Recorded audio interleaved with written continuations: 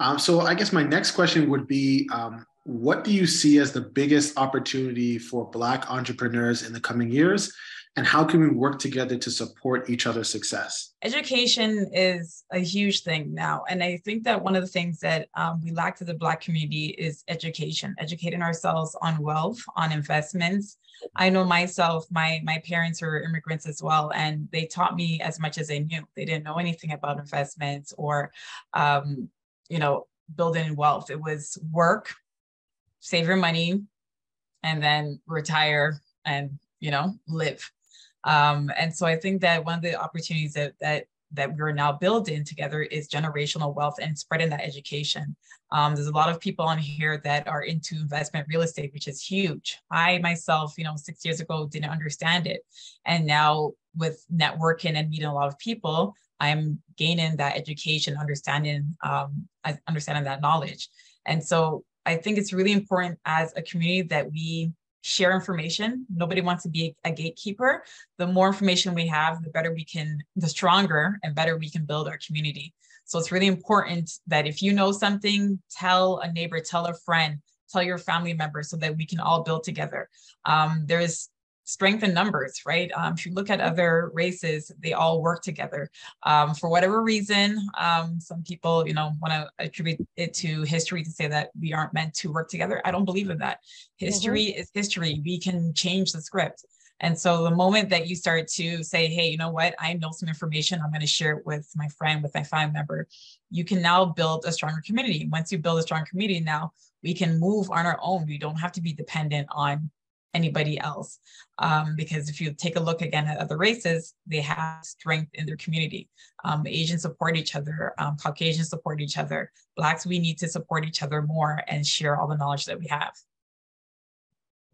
That was amazing. Community. I love that. I love that.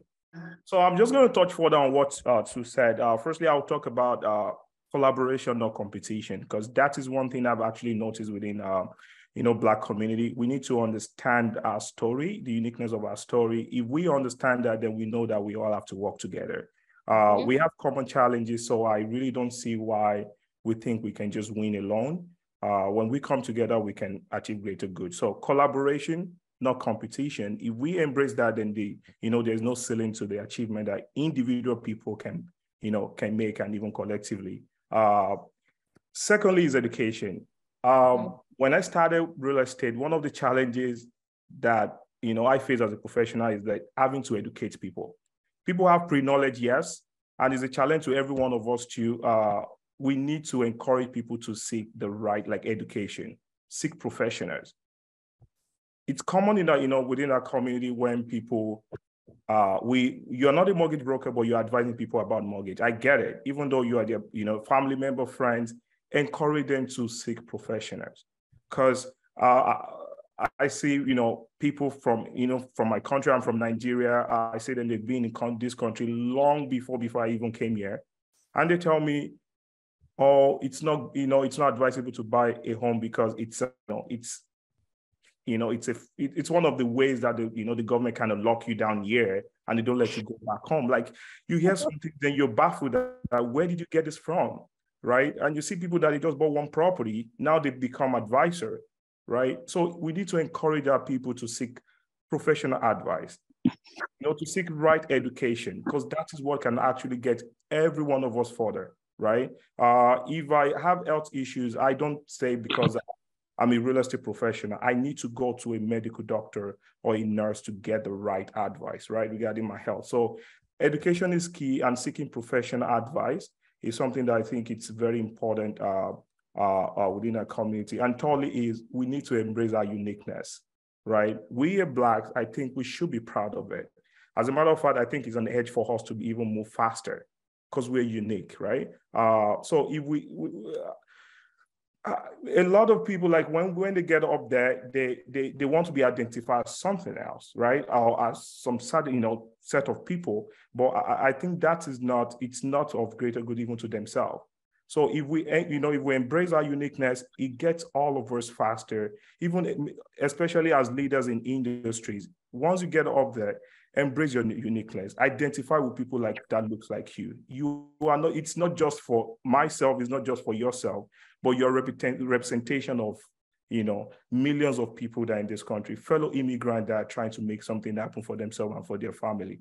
So those are the opportunities I think we have in the future. And lastly, I would say tech, right? Technology is, it's huge, regardless of what we do, call it into mortgage, you're into, I'm into real estate, whatever all of us do, whichever industry, there's so many opportunities in tech. There are so many ways we can bring systems in order to enhance what we do and give, a better service. So those are the things that I've actually identified, I think can help for the future.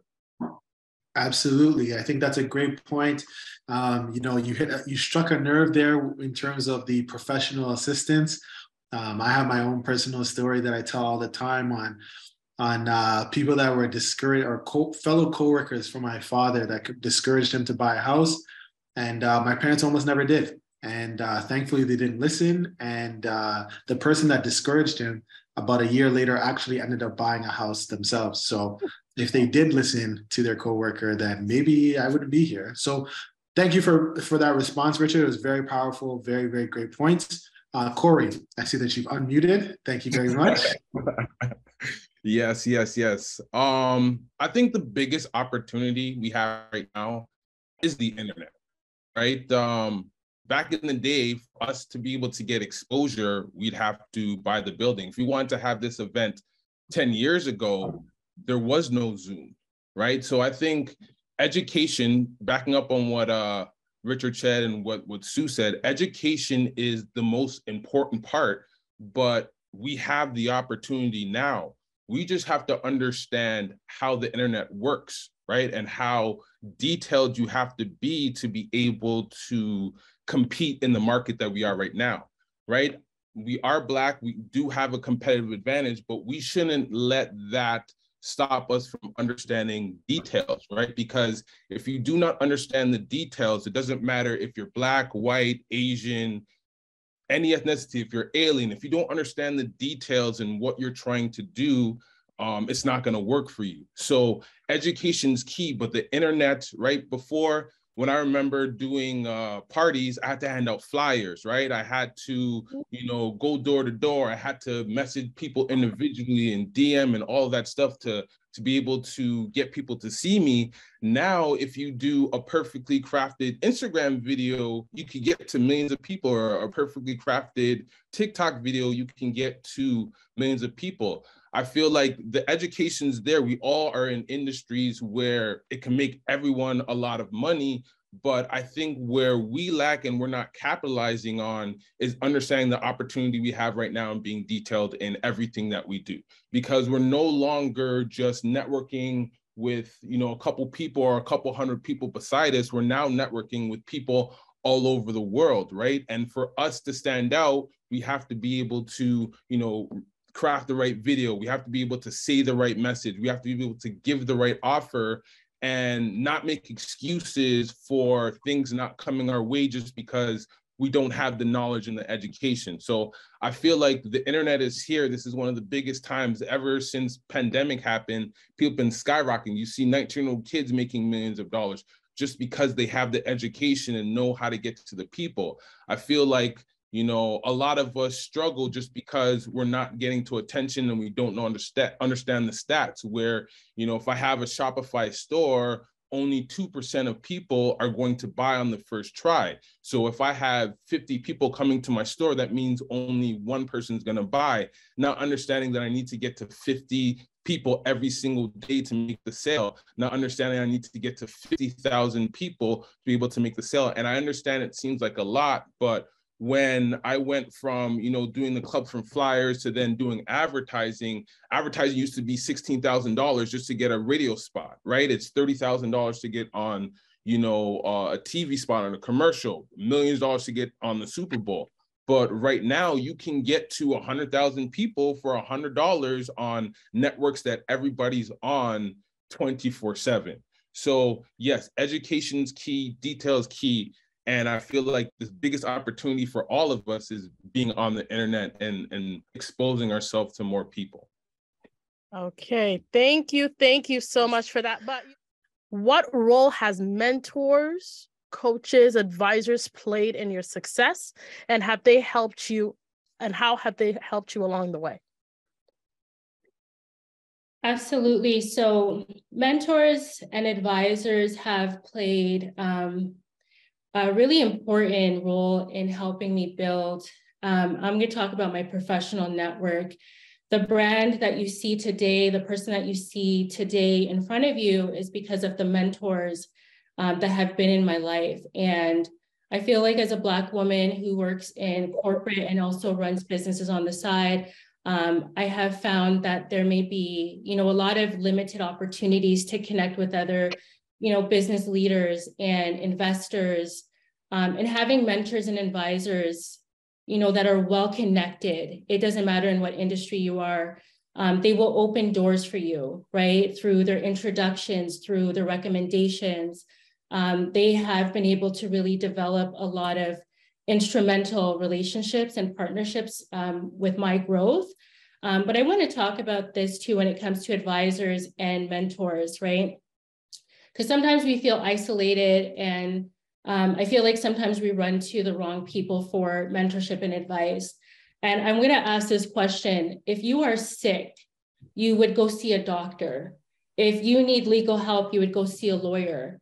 But I feel like sometimes within our community, we are running to people that looking for advice and mentorship that have no business really helping us and guiding us, because there's no evidence of them actually doing the things that you want to do. So I'm talking to everyone from experience. It is important when you're seeking mentorship and advisors to seek the experts, right? To seek people who have done it, to seek out the blueprint, and stop going to people that have never done it before, because it's really important that when you look for these mentors and advisors, it's almost like, I know a lot of us watch basketball, right? When you look at the coaches that help guide, especially like LeBron James, he's not going to people that have never done it, right? And don't have the skill and the expertise to help him get to where he needs to get to. So remember also that these individuals, they will help you build community and belonging, right? Because for a very long time, you may have not known where to go. So it's important to seek out mentors and advisors because, like I said, my brand, where I am today, is because of the mentors that I've been able to lock down and the advisors. Okay, thank you. And I just want to piggyback on that. What is one thing that a mentor or an advisor has spoken into you that has shaped your business in the right direction? There's always different quotes that my mentors speak, but this is something that always comes up is don't move in silence. And this has been a quote of mine that I've held on to many years. We are generations behind. And I'm talking to every person right now. Do not work in silence. Make some noise when you're doing things and connect with people. Because if you don't connect with people and people don't know what you're doing, nobody's going to know what you're doing. And nobody's going to be able to plug your name in rooms when you're not there. So it's very important to make some noise when you're doing things. Stop working in silence. Sometimes we make this excuse like, no, I don't want people to take my idea. But we need to build a strong community where we can leverage each other and truly believe each one teach one. Stop holding your ideas hostage. Stop working in your own office by yourself. It's about collaboration. And 2023, that's my word. It's about collaboration. So if you are on this line with us right now and you want to connect and collaborate, honestly, message me, DM me. I'm always open to collaborating. If you're looking for mentorship, I've started many businesses. I've been able to scale many startups. So you can definitely leverage me if you're looking for any advice. But like I said, each one teach one. It's time to teach people what you know and stop working by yourself. I love it. You know what? I love everything that you just said. And one thing that she said is, what we all should really is, not everybody is going to give you the right advice. You need to weed, okay? And also she said, measure their success, because if that person is here and you're seeking advice and they're telling you, oh, you can't do it because of their own insecurities, you got to measure it. Okay. Seek experts, right? Don't seek people who are not going where you're going. There has to be alignment, y'all, right? Because sometimes we're so desperate and we do things out of desperation, right? And also she said, y'all write it down. Don't keep it to yourself. Pay it forward. We're all here to build the community. So we need one another, right? One another. Like this whole event was just collaboration of, I was like, Richie, I want to do this. Richie's like, oh my God, let's do it. And we collaborated and we're putting this together for all of y'all. Okay. So the next is, let's get Francis, the same question. On your journey, what role has mentorship and advisors played in your success, and how have they helped and shaped you along the way? Unmute myself. Mentors, advisors, especially in the political field, are critical because there's no course that you can take in school to really understand how the political system works from the inside out. And so having mentors who have guided me through processes, created opportunities,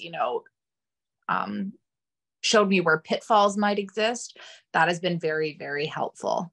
And, mentorship is an effort on both ends. So I always don't just wait for a mentor, seek them out.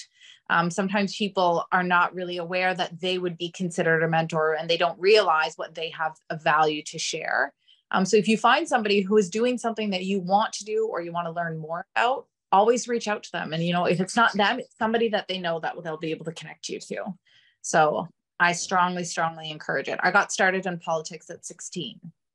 So it's because of mentors who guided me that's where my opportunities came from. That's amazing. That's great. So let's continue. And also a reminder, I know that some people just joined. How are you guys enjoying this? Are you guys enjoying this? We're almost done, but are you guys enjoying it? Let's hype up the chat, right? Let them know they're doing a good job, because you know what, like she said, we feed off of that energy, right?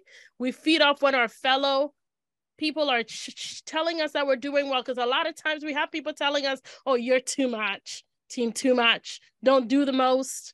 We need to do the most, okay? We need to do the most.